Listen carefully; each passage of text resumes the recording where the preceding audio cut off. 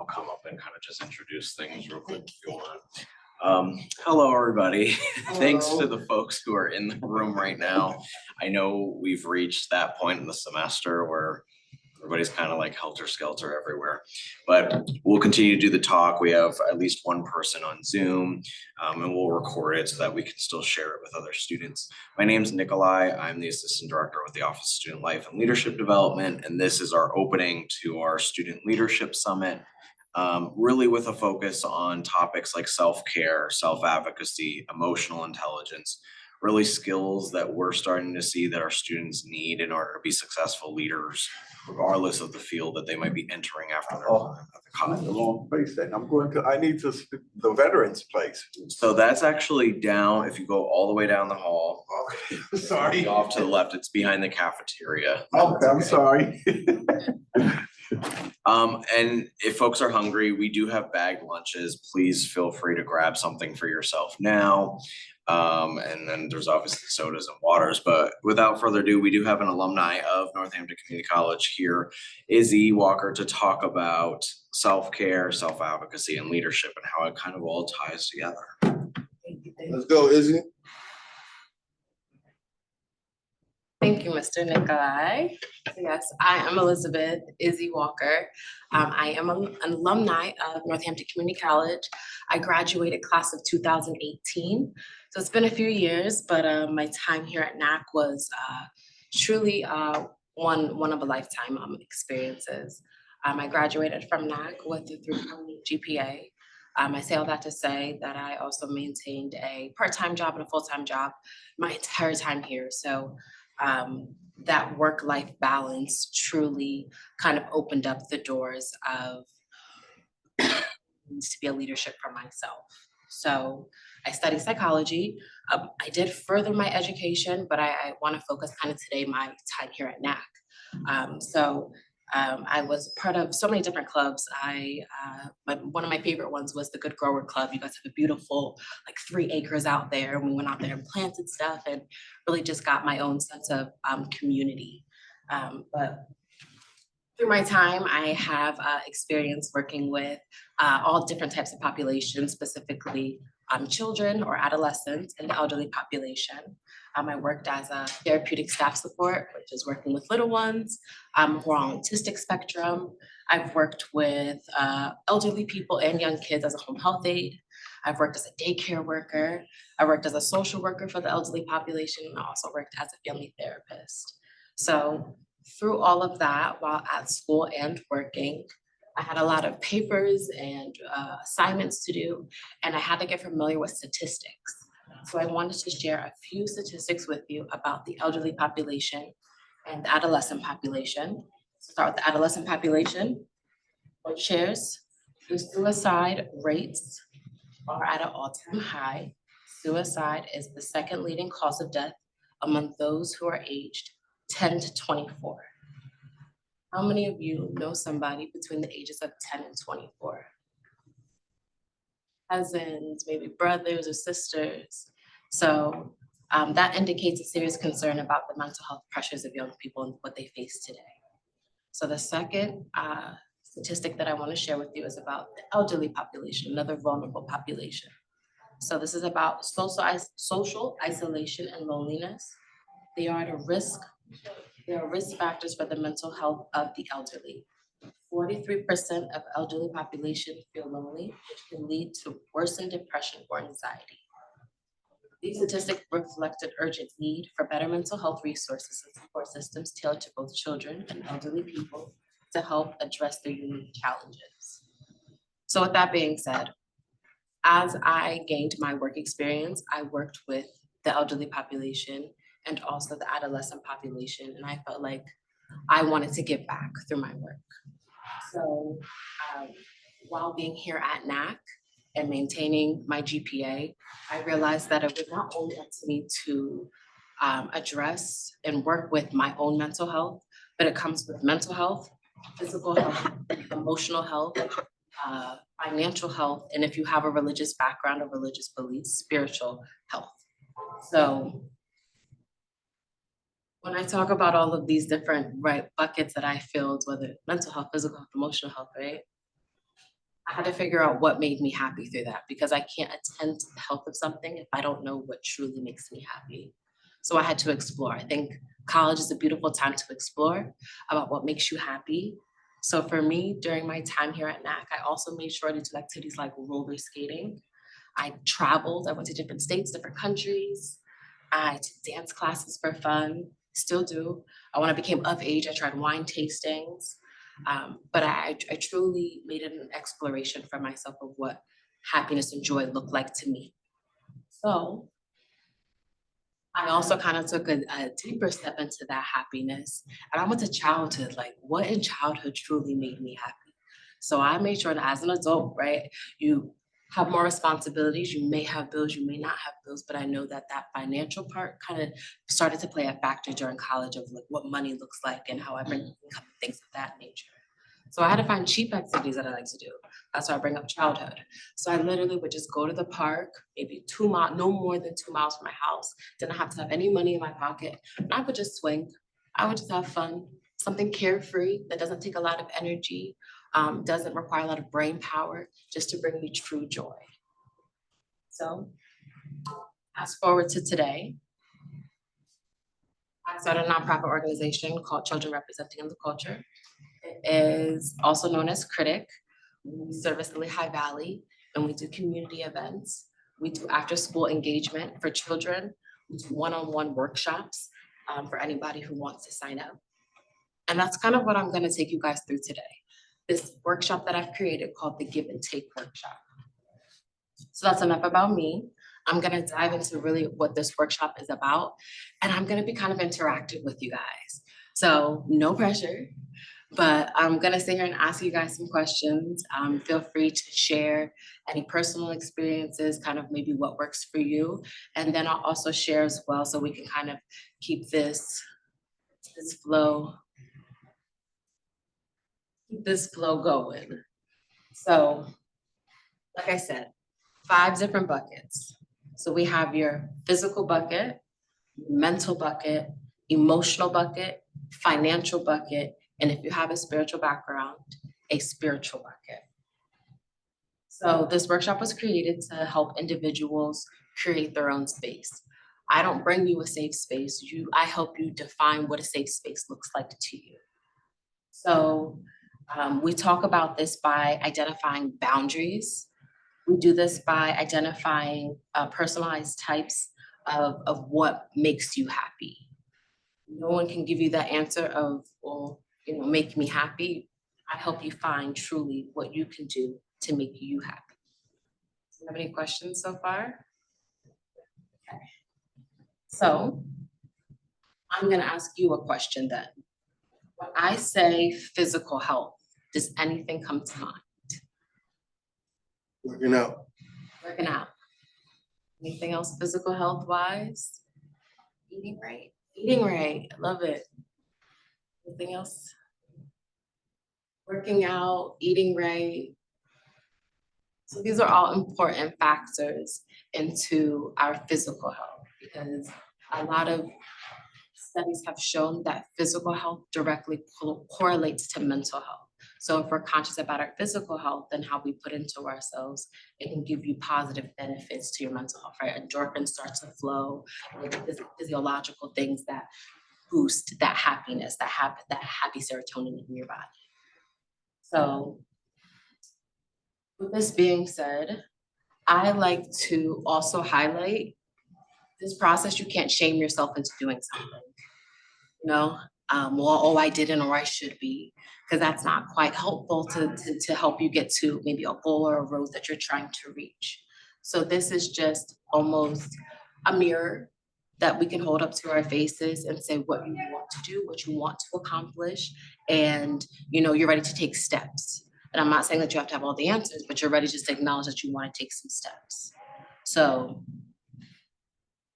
some people feel like, oh, this sounds like you're kind of trying to force happiness on us, right? Trying to force happiness on us. Who does that? So in the field of therapy or the field of psychology, we call it a reframe. And a reframe is a technique used to help people view a situation, a thought, or a feeling from a different, more positive or constructive perspective. So it's just literally about changing the words of how you talk to yourself or how you view something and put it in a positive light. Has anybody ever heard glass half full or glass half empty? Kind of like that. We just call it a reframing therapy. So how you talk to yourself is key, and the success, it will determine your success in the workshop. It requires practice, right? This is not something that, here you go, I have the magic answer. It requires practice. So let's jump back into it. So we talked about physical health. When I say mental health, what comes to mind? I would just say the power of positivity. Not to get too personal, but as somebody who has had massive brain surgery and cancer treatment, I can tell you that positive attitude is probably what has gotten me to today, even more so than the physical part of it. Thank you for sharing that. And congratulations overcoming that. Thank you. So positivity of our mindset. Anybody else, when I say mental health, does anything come to mind? I think grounding. Grounding, I like that. So grounding and technique style of how you practice, or What does grounding mean? So grounding for me would be in bringing my it's easy to get carried away when you're thinking about too much or you're stressing about too much. Grounding for me is bringing myself to the current moment. For me, my personal technique is touching things. I ask myself what anything really feels like, because that's something you have to be present in the moment to do. And so, like, for example, if I'm by a building and I stop and I say, what does a brick actually feel like? It's not something I have words for. So I'll put myself into the moment of just feeling the texture to bring myself into the now. I love that, guys. That is a wonderful technique. I'm sorry, what's your name? Alex. Ms. Alex has shared with us. So that grounding technique, that sense of positive thoughts, all kind of go hand in hand when we talk about mental health. And mental health is something, again, that takes practice, right? We talk about dental hygiene. So you can sit here and you can brush your teeth every day. But if you don't work out your brain, it's like the same thing. You can get cavities in your brain, metaphorical cavities. You can get cavities in your brain. You have to take care of your brain just like you take care of your teeth. So,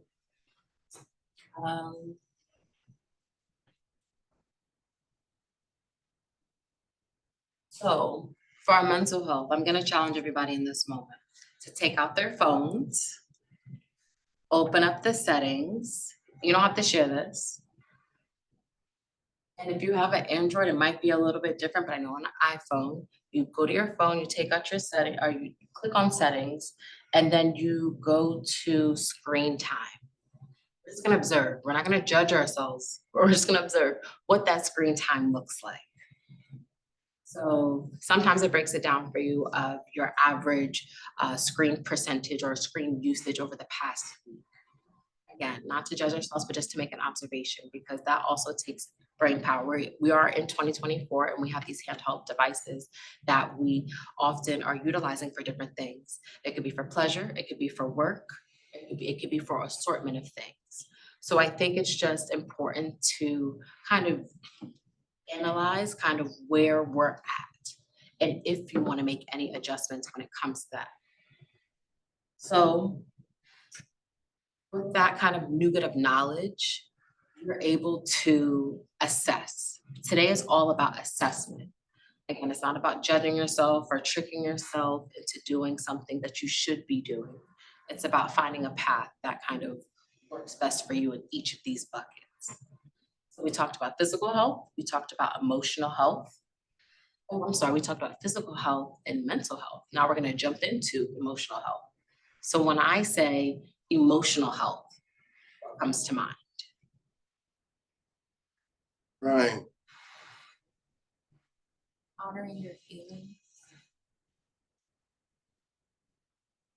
Understanding how your emotions impact other people. I like that. Your emotions impact other people. Does anybody do something in particular for their emotional health? This is not a big one that we talk about often, or I haven't heard talked about often. So I'd like to get in a little bit more depth about this one and ways that you can attain to your own personal emotional health. So I can provide some examples. So to understand what emotional health is, is to know to have an emotional release. So that could be as simple as laughing. It could be as simple as crying. It could be as simple as screaming, right? But something to evoke motion and let it out. So what you can do are some examples for your emotional health. It can be watching a sad movie, right? You turn on your TV, you turn on a movie, and you know that this movie is going to provoke you to cry. Not a bad thing, right? Practicing releasing if you're not comfortable, but doing it within a parameter. I had clients in the past where I would take them out on their deck, right? We would walk out here. I won't have us do it today, guys. But we would walk out here and we would all scream on the top of our lungs. The neighbors are gonna think we're crazy. I was like, it's okay, just scream. Right, so letting that emotion out. You could put on a funny movie. If you like to laugh and you had a hard day, you can kind of flip it and do the opposite and want to get in touch with just some happiness. So, Oh, I like singing spiritual songs. like that. And I'm also a fan of the underdog movies and so I watched Coach Carter this morning. Very nice, very nice. Thank you. Okay, so does anybody disagree with this statement? There are no bad emotions. There are no bad emotions. So I know a kid movie just came out, Inside Out 2. So I work over at a Ramos Elementary School, so that's like our easiest point to talk about emotions. When you have joy, right? She was like the main emotion of the, I don't know if anybody's seen it, but she was the main emotion of the movie, right? We have anger. I think there was embarrassment. There is sadness. Oh, they added anxiety to she was the new friend. There you go, so you've seen it. Very nice, very nice. So, does anybody believe that there is a bad emotion? Do you view any of your emotions as bad? Anger. We're gonna say the same thing? Yeah. Okay, so thank you for saying that, but I'm gonna validate your anger right now. Anger is not bad. Anger is not bad. So I'm gonna give you some historical examples of how anger, when people were angry and they changed it into something positive. So the women's rights to vote. You know, us ladies in the room, we were not able to vote a certain point in time in history. And women were mad about that. They were angry, but they did something about it. And then they gained the right to vote. Another example here, the Black Panther movement. The inequalities that Black people were facing came from their frustrations, right? Their anger, and came a beautiful movement from them. Even the Red Sox logo changing, right? Any sports fans in the room? The Red Sox had a offensive logo and it came from people being angry about that logo and wanting to change it. So it's not that anger is bad, it's what you do with your anger that can become detrimental. So, you know, I work with high school kids too. I'm over at Liberty, Derek, and Allen. I talk to them about, you know, their frustrations in the hallway when they see somebody that they don't like. You're gonna sit here and you're gonna swing at somebody or curse at them in the hallway, right? That's where the anger, you have now letting it take control of you. I always use this example of there's two wolves inside of us. There is an angry wolf and there is a calm wolf. And we have the choice of which wolf we want to feed. We have the choice of what wolf we want to feed. Do we want to feed into the anger? Do we want to feed into the anger? Do we want to feed into the pettiness, right? Tit for tat type of mentality? Or do we take a moment with ourselves and in a point of uncomfortability and talk about why that frustrates us? Now turn that inside, right? Start to ask ourselves questions of, why did this make me feel this way? What would be the outcomes if I handled it this way? What would be the outcomes if I handled it that way? Kind of sit down and reflect with yourself before you proceed. And that could be hard because some of us want to move and it's not judgment because you feel disrespected, hurt, sad. But feeding into that wolf can be the bad, what makes people look at anger as being bad. Anger is not bad, but it's just a moment for us to reflect. That feeling is valid, it's okay to be angry, but it's a matter of what we do with it. So we talked about physical health, mental health, emotional health, and now we're gonna jump into financial health. When I say financial health, what comes to mind? Making a budget and sticking to it. Bank accounts. Sorry? Bank accounts. bank accounts. So financial health, right? Unfortunately, we don't live for free in this country. I'm pretty sure we all wish we did, right? But working on it one day at a time, right? But until then, it's important to make sure that we have a healthy financial boundary around us. So would anybody like to share how they maintain their financial health? You don't have to get personal about numbers or anything, but maybe some strategies that you utilize to help you stay comfortable. I ask everybody else what they do. Insight? I use an Excel spreadsheet to calculate all of my expenses and predictive earnings, so that way I can see where I'm going to look at in the future. Very nice, planning for the future. So I think that's important to establish kind of what works for you. And as we go through this workshop, we'll hop into each of these a little bit more with specific examples of what may work for you or what may not work for you, depending on your lifestyle. So now that we talked about each of these areas, we're gonna dig a little bit deeper, like I said. So we're gonna jump back to the beginning to physical health. We talked about, we're not gonna talk about physical health. I'm gonna get you guys moving, right? I have to stay here and talk to you guys a little bit. So if anybody just wants to stand up with me, I know I have a dress on, but we can still get moving, right? Just stand up, just to shake the bodies after we've been sitting in class or sitting in the car or wherever. And we're just gonna do simple 10 tippy toe raises. So you're just gonna sit up on your tippy toes, back down. If you can, hold on. Just stretching your calves out, waking the body up. Then you're gonna take your shoulders and roll them back. Roll them forward. You're gonna do a little head roll, both ways.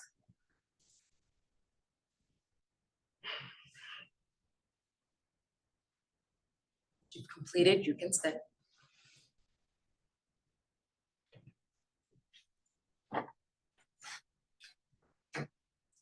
So now I'm gonna take you guys through a little bit of a mindful practice. I have been blessed with the opportunity to teach mindfulness in the Allentown school districts. So I carry kind of some of those practices with me in each speaking engagement or classroom I'm in front of. So simply right now, we're just gonna do a listening practice, allowing the body to get calm, kind of refocus back into the room. So I call it a hands, feet, seat. So at this moment, your hands can be on the table, on your lap, or at your side. Both of your feet should be planted into the floor. And then your bottom should be scooched back all the way in your chair. And you can take this moment to either close your eyes to listen to the sound, or you can keep a low gaze. When you don't hear the bell anymore, you can raise your hand.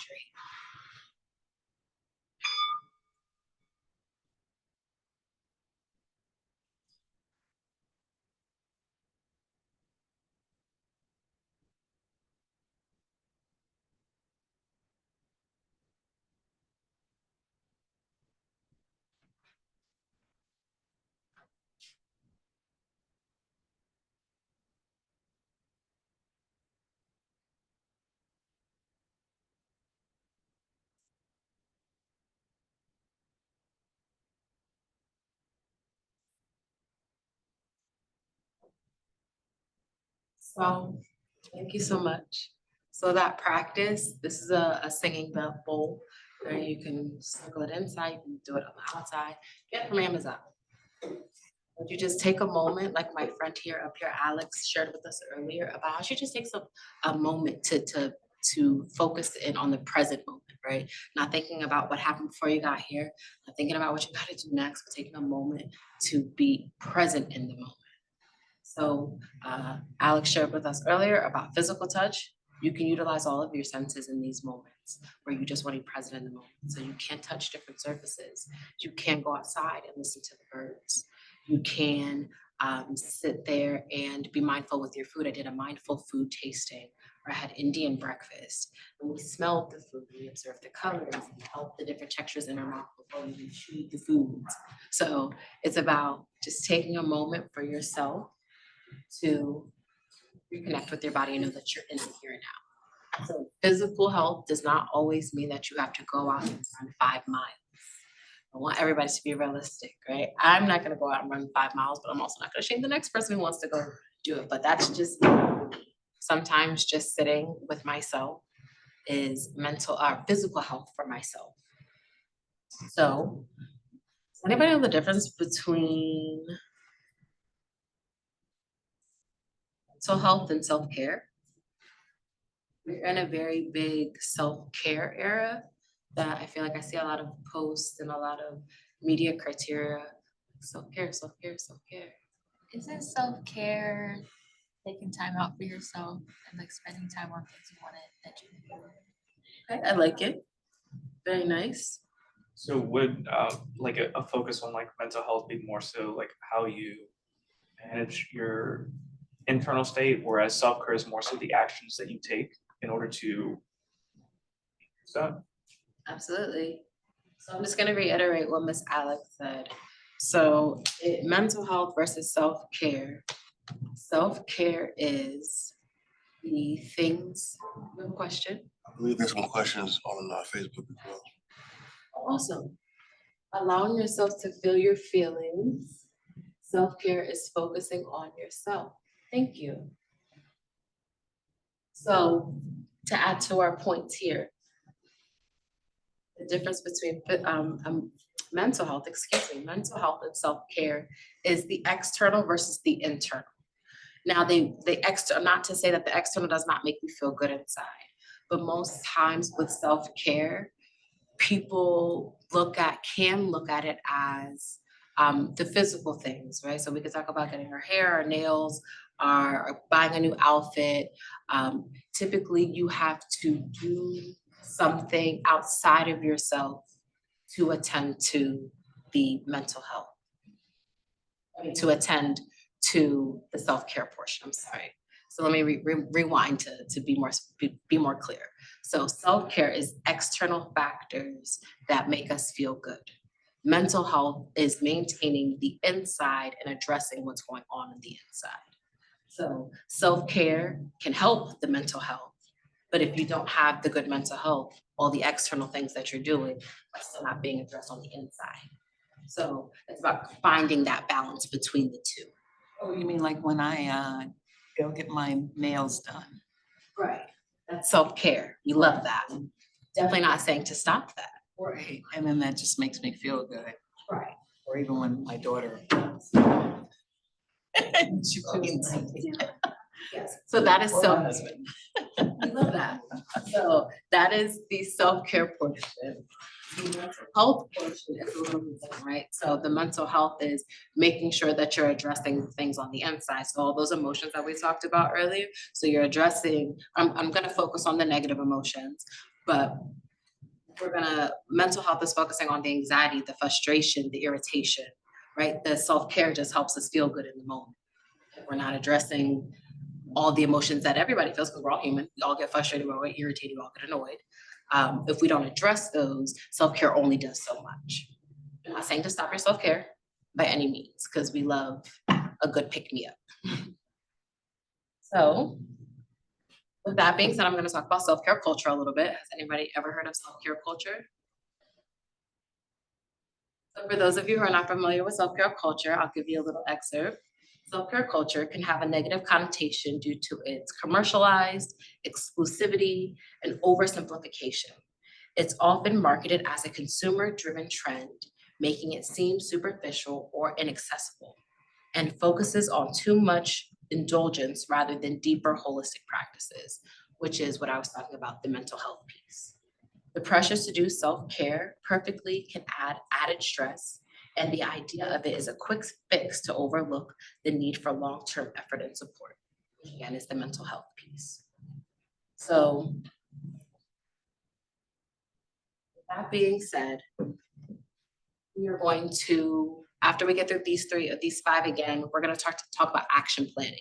So we talked about what the difference is between self-care and mental health, but now we did physical health, mental health, now we're going to talk about emotional health again. So emotional health typically involves where your emotional health level is typically involves the people around you. So with your emotional health, again, this is not one that's talked about quite often. It's how things, people, situations make us feel, right? And hard, I think it's sometimes one of the hardest ones for people, because now we have to talk about boundaries. And sometimes boundaries can be scary. So this can be as simple as a friend asking you to do them a favor, a friend to asking you for advice, some place that you really don't want to go, but you feel not obligated because your friend wants to go, like something that just evokes emotions that involve the people around us. And we're not blaming these people, we're not shaming these people for asking us to do these things, but we're human and we react emotionally. Whether it's a negative emotion or a positive emotion, we have reactions to those situations and people. So last two, I'm sorry, financial obligations. So I know right now,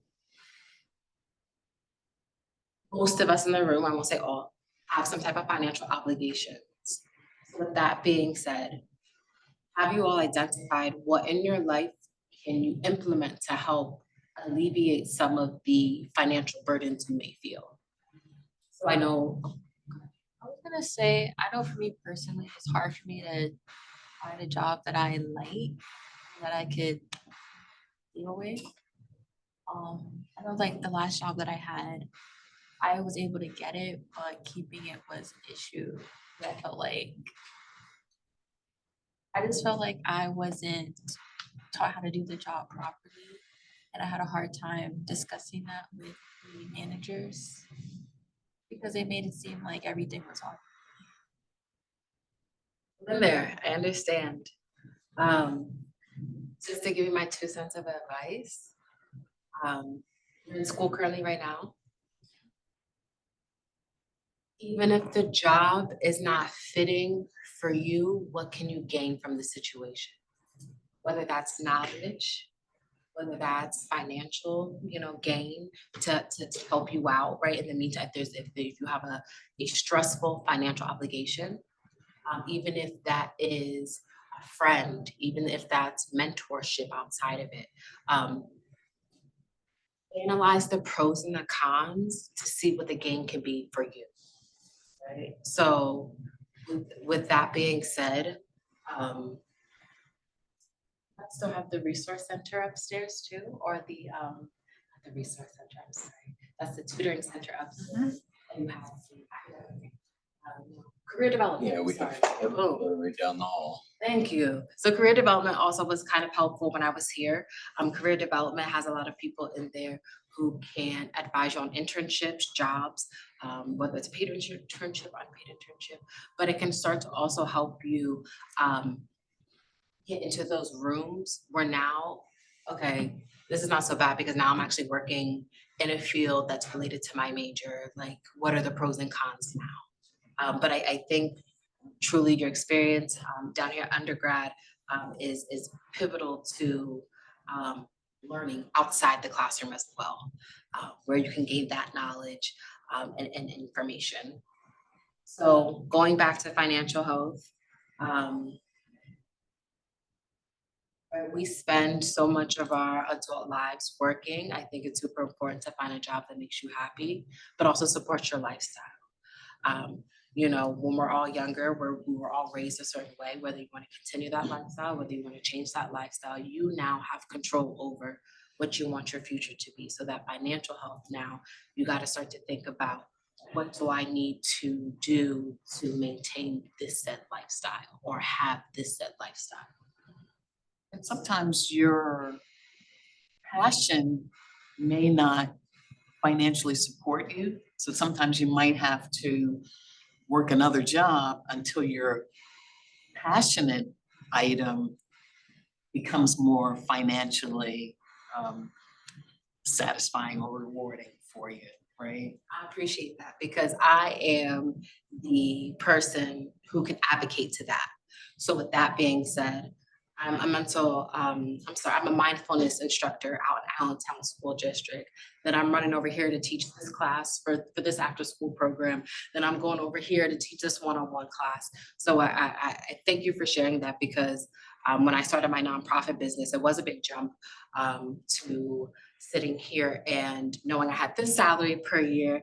And now it's like, okay, now I have to restructure how I do my budget, because now for this job, I get paid on the spot. For this job, they're gonna pay me once a month. For this job, they're gonna pay me every 2 weeks. So now that structure of how I budgeted my annual salary of getting paid every 2 weeks, I expected this check, I'm good living like this. It changed a little bit. It made me reevaluate how I have to go about maintaining that lifestyle. So thank you for that. And so which one is your passion? Or is it all of it? So, thank you. My passion is to help individuals who are children and in the community who need assistance. Over my time starting my nonprofit organization, me and my husband, we hosted a books and basketballs camp where we teach the children of Phillipsburg, New Jersey about how basketball and financial literacy differentiate or go together. How basketball and financial literacy go together. We provided them with free food. We gave them free books. So a place in my heart to give back, right? But sometimes giving back doesn't pay the bills. So then I had to learn about marketing. I had to learn about sponsorships. I had to learn about partnerships, about who has the, right? Because there's free money out there. We know that, right? We know there's free money out there. If you don't, look into grants, grants are different than a loan or, grants are different than loans, but there is free money out there for those of you who are looking to start your own business. So learning how to do that is still pivotal to my passion supporting my income. So yes, all of it is my passion, giving back. So the last one we have to talk about, so we just talked about financial health, is spiritual health. So if you do have a spiritual background, and I'm not gonna ask you anything too personal about spiritual, but just think about if you have any spiritual challenges, and have you, right, to help overcome those challenges, have you created a personal practice to create balance in your life? So just like we talked about balance with self-care and mental health, right? You can't have just self-care and ignore your mental health. I think the same thing is creating that balance with your spiritual health. Whether that is, you want to go to church every Sunday, you want to go to church once a month, if you want to do Bible study, if you want to download an app, listen to a podcast, but something to help create that balance, you can start to have those changes that you're looking for. So now we're gonna talk about action planning. We talked about physical, mental, emotional, financial, and spiritual over and over and over again. And we could talk about it all day, but I feel like I'm not giving you guys the gift of knowledge if we don't action plan. So with that being said, in order to actually action plan, we have to talk about boundaries. Does anybody know what boundaries are? What comes to mind when I say boundaries? Saying no. Saying no, I love it. Setting limits. Setting limits, I love it.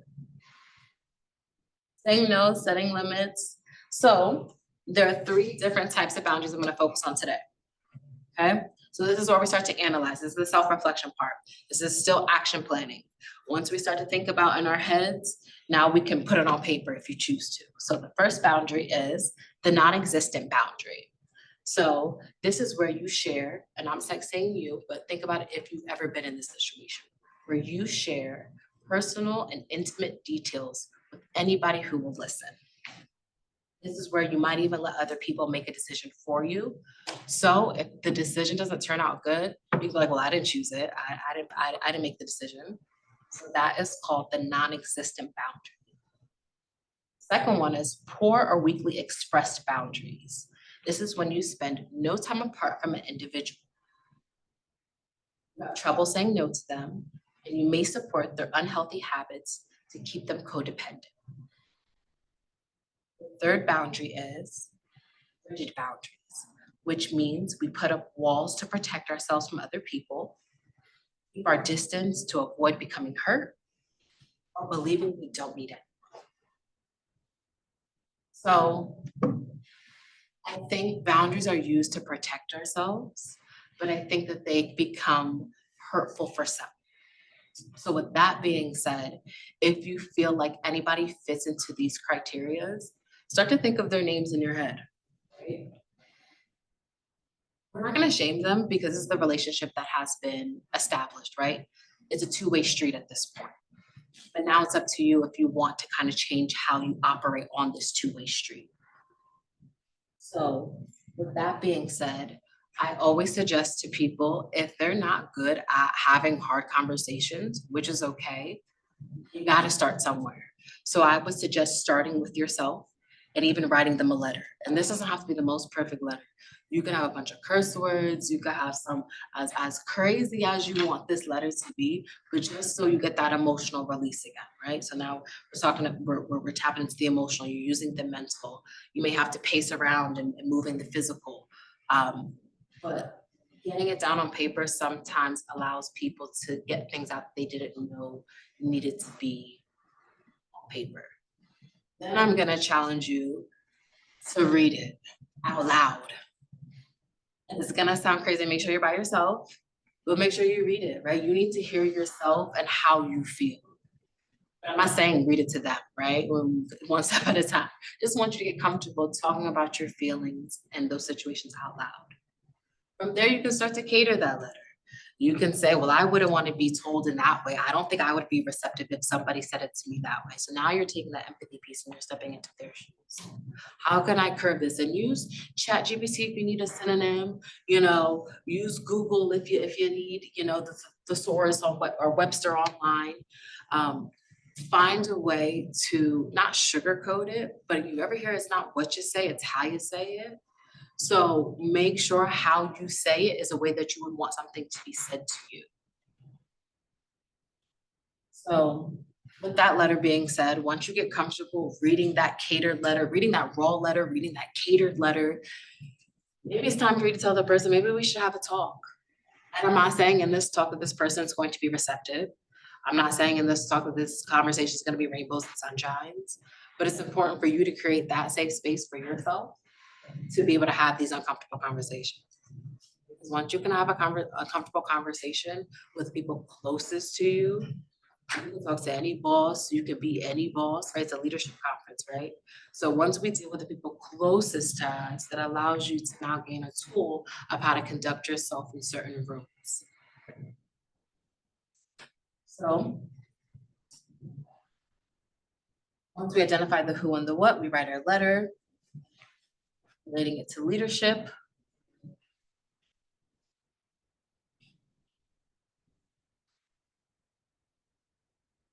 So action planning, right? So some of you may have some boundaries that need adjusting.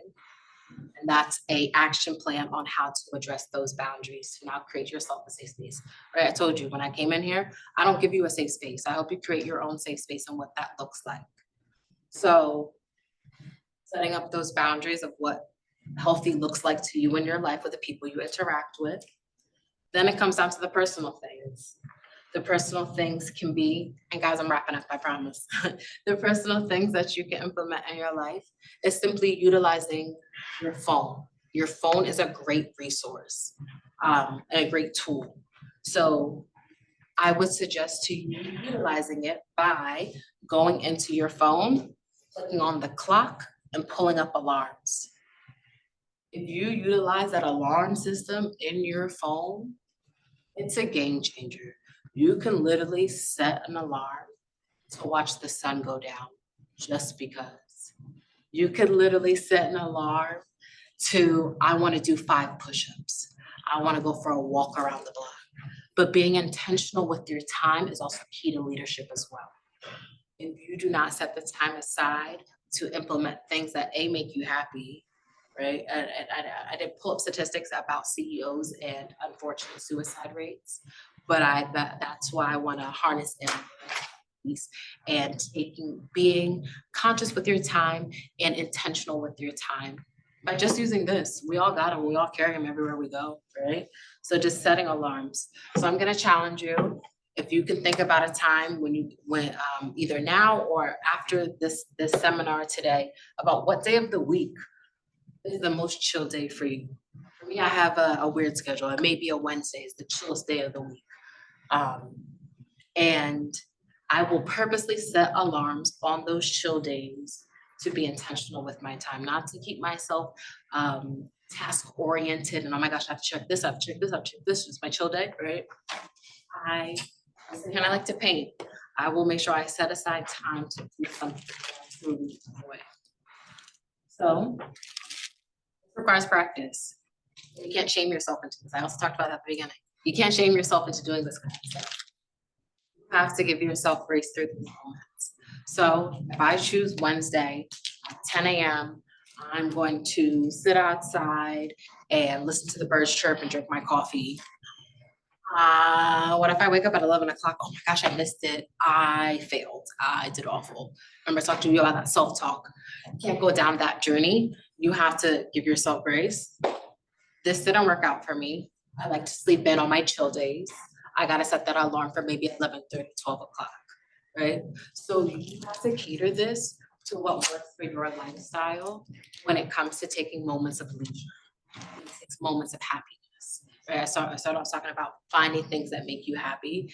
I'm not saying that you neglect your responsibilities. I'm not saying, right, we avoid certain things, but moments of happiness are truly important as you get older, right? We watch kids on the playground and they can have fun at the drop of a ball. Us as adults, we observe that same happiness, but we just have to be more strategic on how we accomplish said happy moments. So last thing I'm gonna chat with you guys all about is self-advocacy. Self-advocacy is super important. I have a note up there. It'd be a good idea to take your busiest day and schedule yourself for a 10-15 minute self-care moment. I love that. So I was a family therapist where I put out like 6 hours on the road, driving from this county, doing our session here, driving out to my person's house. I literally just felt like I had a jammed packed day where it was super important for me to schedule in moments to myself, whether that's I just turn the radio up and listen to my favorite playlist, whether that's I sat there and just walked around the car a few times, but being intentional with your time on busy days is also super important. You know, a lot of people say, well, I don't have the time, I don't have the time, I don't have the time. You have to make the time. It's never gonna get easier if you don't adjust, right? And which requires practice. Sometimes you're gonna feel guilty for doing something at first. You may feel guilty, right, at first, and you have to reassure yourself, just like you would reassure your best friend, like, no, bro, it's okay, or no, bro, you're good. Like, it's important to reassure yourself in the same way that it is okay to have these moments. So thank you for sharing that. Last, we're gonna talk about self-advocacy. Self-advocacy is, do you guys know? Speaking up for yourself? Love it. Speaking up for yourself. Good at that, speaking up for yourself, absolutely. So self-advocacy is talking about what you need to thrive. Simple as that, because everybody deserves to thrive. But again, it's not what you say, it's how you say it. So you can be in a classroom and self-advocate for yourself. You can be in the hospital and self-advocate for yourself. But as a leader, what if somebody comes to you and tries to advocate for themselves? Now it's on the other side.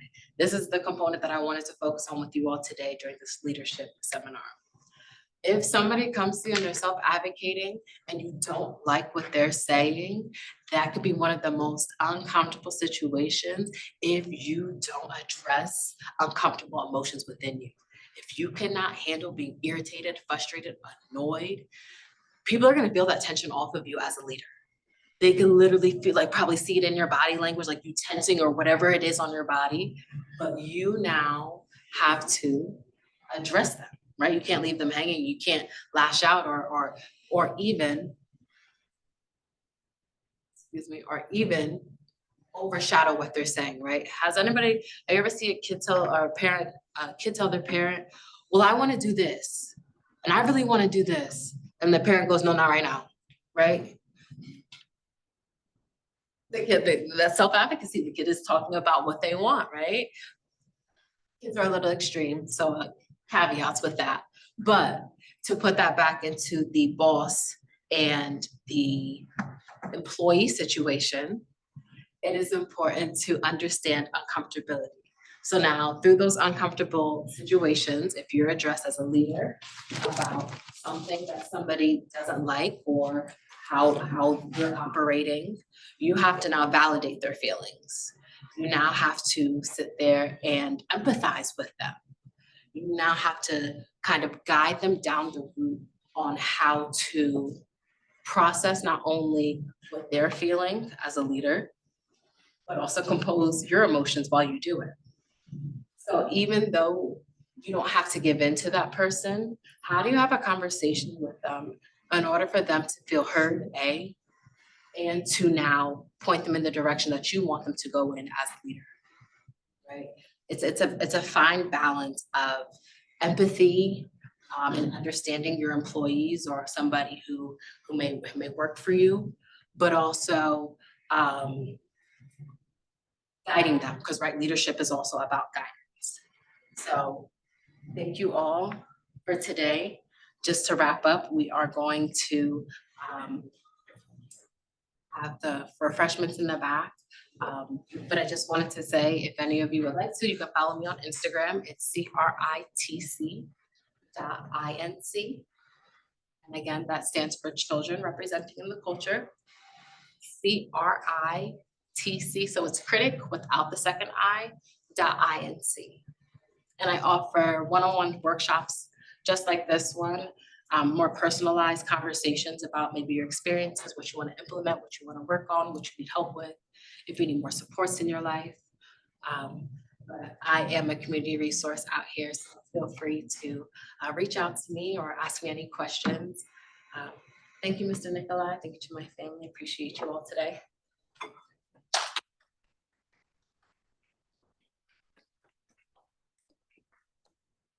As always, Izzy, we appreciate you coming and speaking to our students about topics that are obviously very timely. So we were supposed to have an alumni networking session. Are there any alumni here right now? Or is everybody students? Either way, feel free, please grab food because it's here and I don't want it to go to waste. If you want to have some conversations with some of the folks that are here, this is kind of just your time to chat and chill out. If you gotta go, I totally understand that as well, but I appreciate the folks that were here.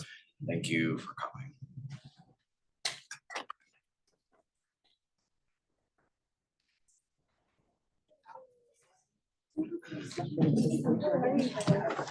Through the pegboard that's in the room right next to the cafeteria. We're in the class. Yeah, I